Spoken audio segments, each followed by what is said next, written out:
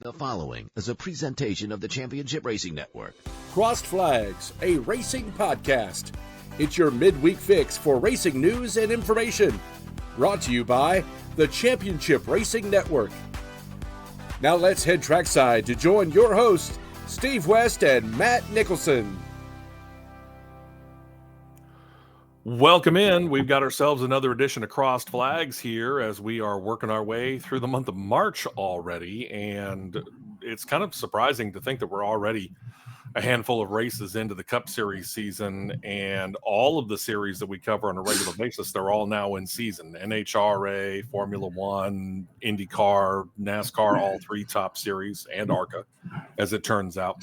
All of them are in season now. We're kind of waiting on the IHRA because that's one that we're kind of starting to pick up on here. But yeah, it's kind of fun and fascinating. And this weekend, for example, going to be a very busy weekend. We'll detail it for you on the big show Saturday morning, starting at 9 a.m. Eastern, 8 a.m. Central Time. And of course, you can get that right here on CRN Live on YouTube. Or if you're in East Central Alabama, want to catch it on the radio, 95.1 FM. Again, 9 a.m. Eastern, 8 a.m. Central Time. Hope you join us then. But as we look back on last weekend, it's kind of the good and the bad. I don't really have an ugly necessarily, but I do have a good and the bad. And the good, obviously, is the story of Josh Berry, who happens to get win number 101 for the Wood Brothers. And, you know, when you think about what Josh Berry went through last year, thinking, hey, I've got myself a full-time ride in the Cup Series, and I'm going to a team like a Stewart-Haas Racing, which has a great lineage going back to when it was formed with wins and a couple of championships and so on. And then to have that rug pulled out from under him, not even halfway through the season, when they state, hey, listen, this is the last year of Stewart-Haas Racing. Gene Haas says, you know what, I'm just going to knock it all down to one full-time car. This is kind of a neat little redemption story for Josh Berry. He lands pretty nicely in Wood Brothers, displacing Harrison Burton. You and I talked about this as that news started to come about. And we were wondering at that time, is it the driver or is it the car? That became the big question. Yeah, that was the big question. I think maybe we've got our answer, despite the fact that Harrison Burton made the playoffs last year with that win at Daytona. It's a win at Daytona. Well, I said it till I was blue in the face on the big show, and I said it here. We're going to figure out really, really quick if it's the car or the driver, and we figured out really, really quick it ain't the car. Yeah, I mean, look at what he's been doing. I mean, even before grabbing that win at Las Vegas, look at the performance he's had all year long. He has been running at or near the front of this pack all season long. It has, and I didn't envision that that car being a Penske-affiliated car would be the first Penske car to win all year. Well, but then there's the other part of it, though, when you stop and think about it, because we've long talked about how this is a Penske-affiliated car. Hello, puppy.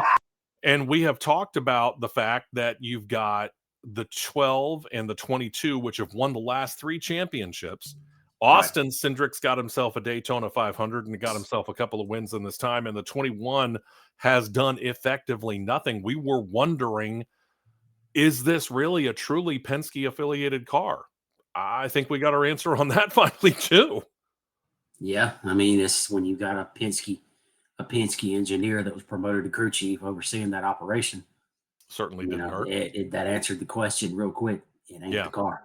Yeah. The driver really makes all the difference. And, you know, I'm not going to sit here and do a whole show on bashing Harrison Burton here, even though the second half of the show will once again be about NASCAR. Yeah.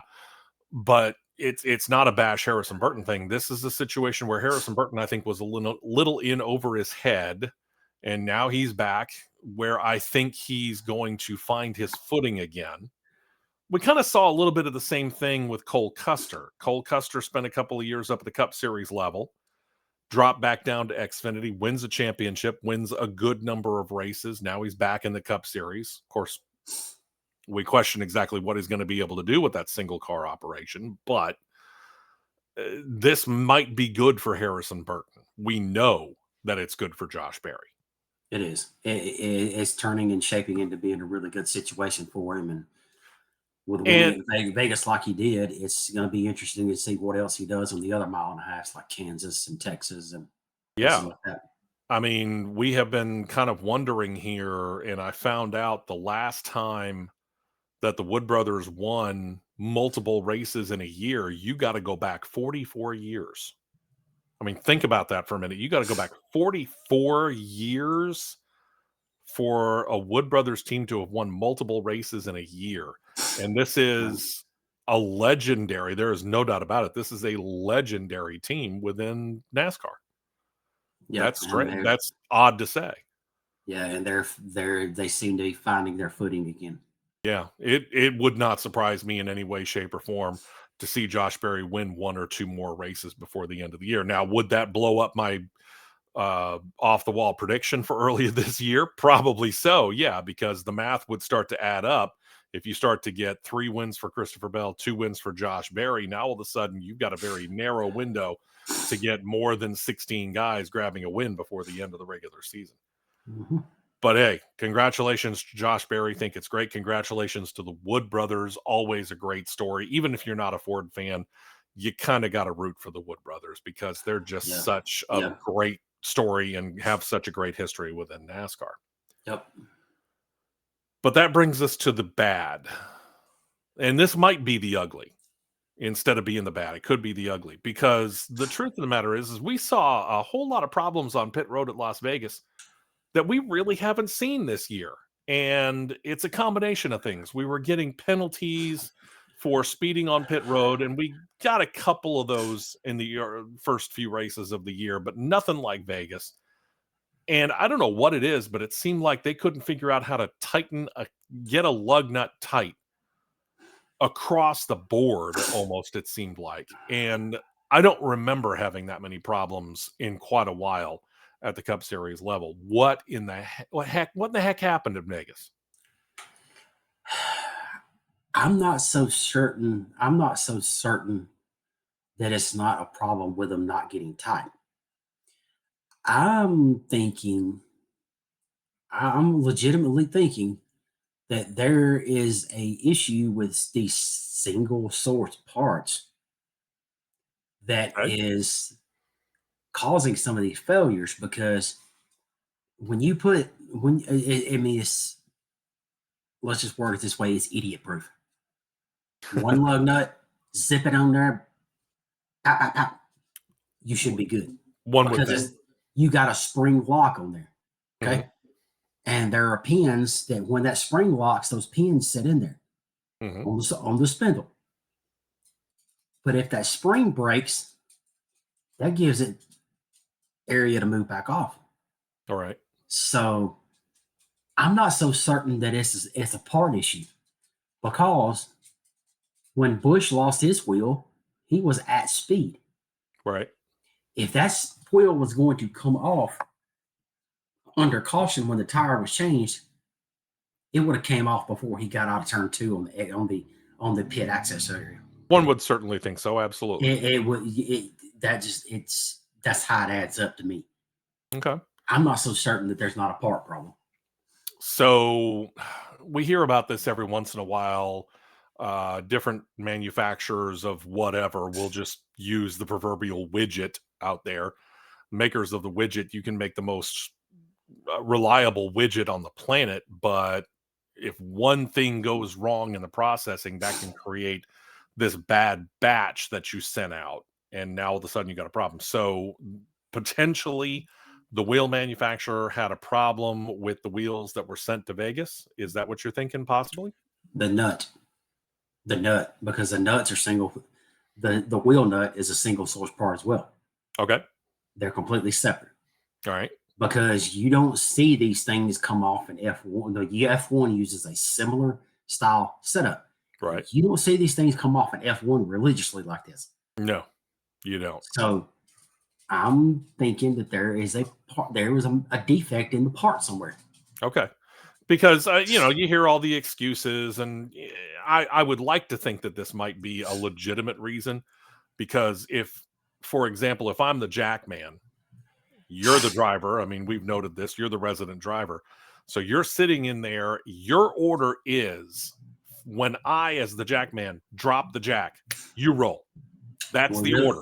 Unless somebody says something different, right? You're listening for really two things. Either you're listening for the crew chief when the jack drops. He's normally saying go, go, go, because he's observing what's going on as well around the car. And if he sees something, he will immediately say, whoa, whoa, whoa, whoa, whoa, whoa, whoa, whoa, whoa.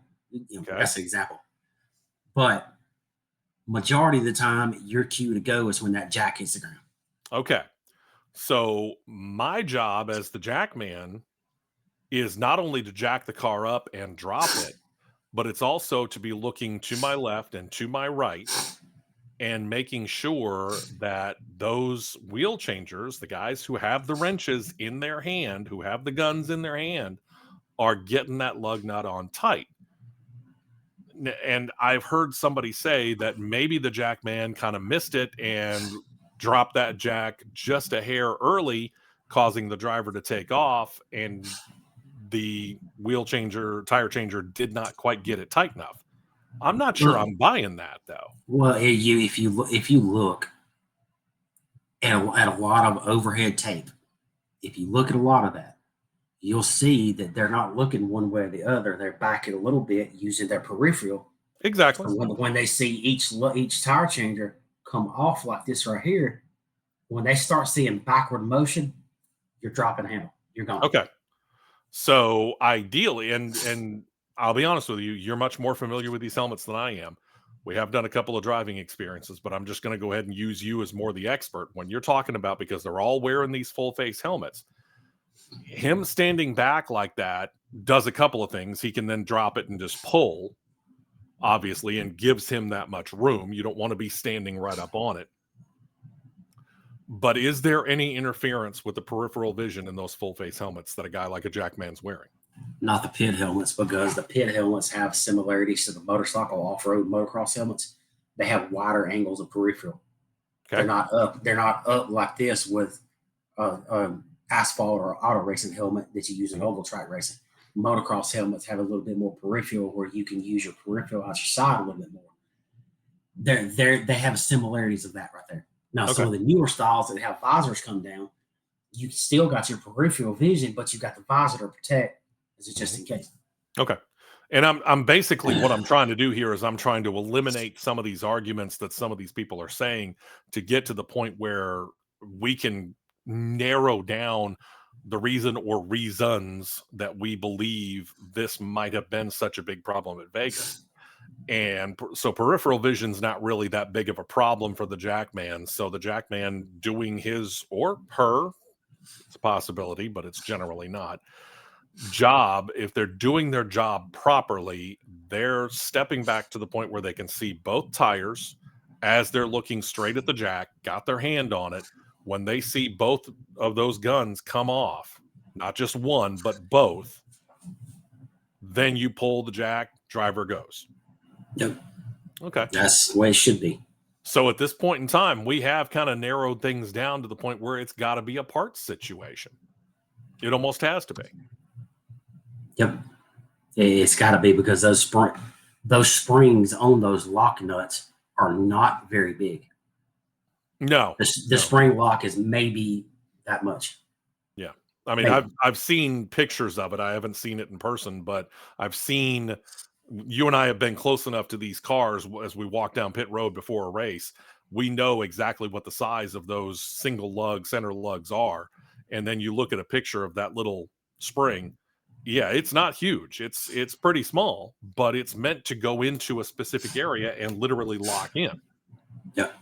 So they got a situation they got to figure out. Hopefully they'll get it figured out by this weekend, because here we go again, 1.5 mile racing. Granted, not tri-oval like Vegas is, but we go to Homestead, Miami this weekend. Did you? I'm sure at least you saw the highlights of the race, if you didn't watch the race last Sunday. Yeah, I saw some highlights. Yeah. Okay, so you know what Christopher Bell did. Mm-hmm. is the quote unquote penalty that he received for pitting outside of his box. And for those of you that didn't see it, Christopher Bell was one of those drivers that ended up experiencing a loose wheel. He realized it very quickly. And to his credit, he and the team reacted lightning quick. Luckily for him, he was pitted shortly after pit entrance, which meant he had the vast majority of pit road to go. And he and his team alerted their teammate, Chase Briscoe's 19 crew, hey, we need you to tighten the lug nut. Because if he had gone out onto the track and that wheel had fallen off, we're talking now suspensions for crew chief and tire changer and jackman. And I think the same thing, if it happens on pit road, I think the same thing happens, doesn't it? You still get a suspension. Pit road's a 2-lap penalty. Okay. It's only if you go on the track. Okay, suspension comes from going out on the track. Okay, but it's still a penalty. So instead of doing that, they realize, Christopher Bell realizes real quick, I got a loose wheel. I need to get something done about it. They quickly call on the 19 team, which is down towards pit exit, and he's able to pull in there. They're able to tighten up the wheel. And understandably, the wheel changers, the guys holding on to the guns, they're a little confused. If you watch the highlight of the video out of the windshield, for example, like you get on Max, you can see that camera that points out the window. You saw the front tire changer start to go around and then was told, no, left side, which is left side according to the driver. And he runs back and he tightens that up. When you think about a penalty there, and yes, there is a penalty because he is pitting outside of his box, but it's certainly worth it in this case because what used to be a 1-lap penalty has now become tail end of the longest line. Heck, that's worth it to make sure that you don't get a situation where you either have to deal with 2 laps going down because the wheel came off on pit road or having to deal with a suspension this weekend because it came off while you were on the track.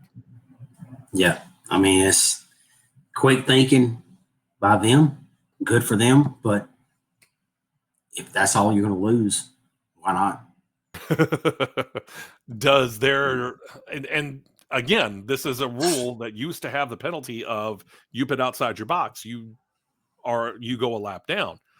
Do they need to revisit that, or is it okay that it's now, instead of that, you just start at the tail end of the longest line? Is that okay with you, or should they revisit that rule? Pandora's box is open. So Yeah. you got to figure it out. So if you got somebody, any other 3 or 4 car teams that have an issue, hey, pull over right there in Priest's box. Let them hit it. Pull over in Chastain's box. Let him get it. Yeah. Pull over in Elliott's box. Let him hit it. You know. In the end, though, to what extent would this be a safety issue? And I'm not talking about, for example, the 20 going into the 19 box. This could, how much of a safety issue could this be, not only for the 20 car, but if he is able to get out onto the track here and that loose wheel takes off, couldn't that be a bigger safety issue than just diving into somebody else's pit, which is granted a teammate, but still, you know, what's the lesser of 2 evils here, I guess, might be the bigger question. The lesser of 2 evils would be stopping your teammate's box and let them just pop the lug one time. Yeah. Pop the nut one time, and then boom, there you go. And then start at the tail end of the longest line instead of going out there and having that tire go God knows where. You know, because that's the thing about it. I mean, these tires and wheels, they may not be fully aired up when you're putting a brand new set of stickers on there, but they still have the ability to bounce, and they can bounce a little bit unpredictably. That they can. They can. So, you know, I got to give a lot of credit to Christopher Bell and the Joe Gibbs team. A lot of people I've heard so far early this week kind of complaining about that. I don't see the problem with it. I actually think it was a very wise move on their part, especially considering the fact that your penalty, such as it is tail end of the longest line. That going to be it? I mean, we're doing this on a Wednesday. Usually Cup Series penalties are announced either Tuesday or Wednesday. I heard nothing on Tuesday. I heard nothing yesterday. I've heard nothing so far today. Is there any repercussion for Christopher Bell as we head into Homestead, Miami, or is that it? Tail end of the longest line and we're done? Probably just going to be that right there, because I don't see anything that has come out here in the last little while. Yeah. And I don't think that there will be. And truth be told, I don't think there should be. He got the penalty. He got the penalty according to the rule book right then and there on the track. Yep. So I think that's all it'll end up being. All right. Coming up this weekend, we'll give you a little bit more on the whole Christopher Bell situation. We will also talk about an interesting weekend for Denny Hamlin. And Australia held the first race for Formula One once again. They used to be, and they are now once again the home of the season opener. But Mother Nature decided to come along and play as well. So we'll detail that and situations at John Force Racing that we need to talk about yet again. All of that coming up on this weekend's big show, 9 a.m. Eastern, 8 a.m. Central Time. If you're in East Central Alabama, you can check it out on the radio, 95.1 FM, The Mountain. Please do that. Or if you're not in East Central Alabama, by all means, check it out right here on CRN Live on YouTube. Don't forget, hit that subscribe button right down there. And also do that if you happen to be checking us out on Jocks TV. Our fine folks and friends at Jocks 94.5 would appreciate if you hit that subscribe button too. Right down below. It's free. Doesn't cost you a thing. We appreciate the support. We appreciate you checking us out. Thank you very much to producer John. Thank you very much to producer Molly, who's going to make sure that everything is set up and ready to go. Matt, I'll see you and hear you on Saturday morning. That'll work. All right. We'll talk to you then with the big show on CRN.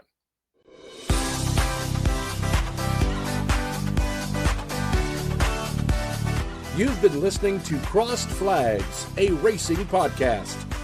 For more content like this, subscribe to CRN Live on YouTube, and you'll be set to catch the 2-hour live show every Saturday morning at 9 Eastern, 8 Central.